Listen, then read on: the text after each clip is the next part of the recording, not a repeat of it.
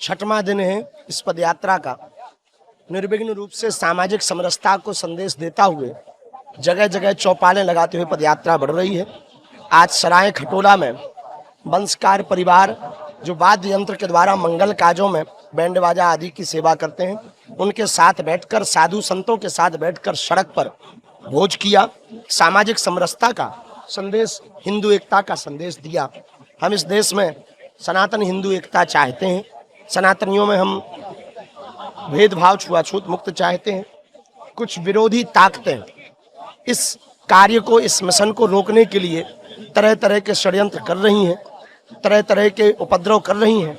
हमको यही जवाब देना चाहेंगे, जो भी इस पदयात्रा का विरोध कर रहा या फिर हिंदुओं को डराने के लिए तरह तरह के षड्यंत्र कर रहा, हम एक बात कह दें, हम न रुकेंगे न डरेंगे।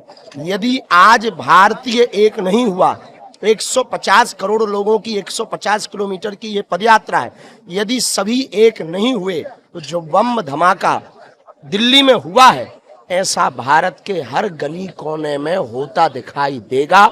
इसी के लिए आवश्यकता है एकता की, यूनिटी की।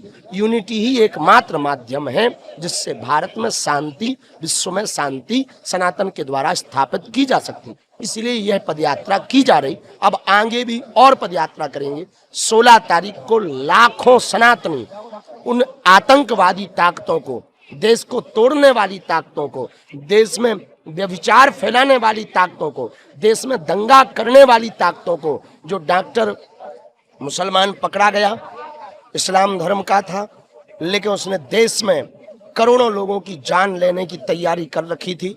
हम भारत की इंटेलिजेंट ब्यूरो, भारत की पूरी खुफिया तंत्र को धन्यवाद दे रहे कि उन्होंने वो जो RDX पकड़ा, उससे कई शहर तबाह हो जाते, उससे बचा लिया। पर जो दिल्ली में वाली घटना हुई, निश्चित रूप से वो नहीं होनी चाहिए।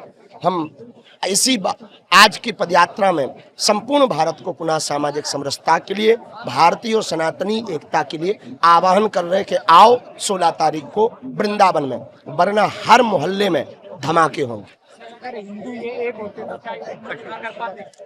यदि भारत हिंदू राष्ट्र होता, सनातनी एक होता, तो पहली बात तो इस प्रकार की गतिविधियों में संलिप्त ही नहीं होते, क्योंकि विचार परिवर्तन की ही हिंदू एकता है। हिंदू एकता का मतलब है, हिंदू मात्र एक ऐसी परंपरा है जो वसुधैव कुटुंबकम, अहिंसा परमो धर्म पर भरोसा करती है। हिंदू एक होगा तो वो किसी की प्राण लेने की बात विचार भी नहीं करेगा। इसलिए सनातन हिंदू एकता जब जितने भी पकड़े गए सभी मुस्लिम हैं। यही इस देश का और विश्व का दुर्भाग्य है कि यही क्यों आतंकवादी होते हैं।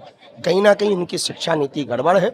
मदरसों की शिक्षा नीति में मानवता पढ़ाने की आवश्यकता है। सर, जैसे कि मैं सबसे लास्ट तक आपके साथ याद रह रहा हूँ, लेकिन कई बार सोशल मीडिया पे दिखाई जाती है कि भगड़ हो गई, पब्लिक बेकाबू, ऐसा हुआ है? अब तक हमें खबर नहीं मिली।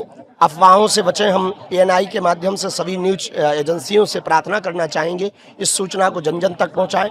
कोई भगदड़ नहीं हुई, अफवाहों से बचें। बहुत शांति के साथ पदयात्रा चल रही, लाखों पदयात्री व्यवस्थित हैं, भगवान की कृपा है। आगे और लाखों की मात्रा में 16 तारीख को जनसंघ बागेश्वर धाम का परिवार पूरा ब्रजधाम वृंदावन पहुंच रहा है। युवा को क्या मैसेज देना चाहोगे आप दिल्ली को लेकर? हरियाणा में नशा सबसे ज्यादा खतरा है और पंजाब और हरियाणा को टारगेट करके नशा में युवाओं को लिप्त किया जा रहा है। भविष्य में कालांतर में नशा के लिए भी कोई एक क्रांति की जाएगी। अभी तो सामाजिक समरसता, हिंदू एकता पर जोर है और युवाओं से यही कहना है, एकजुट रहो। तुम्हारी ताकत यदि एक हो गई तो तुम कुछ भी कर सकते हो। इस देश की दिशा और दशा बदल सकते हो।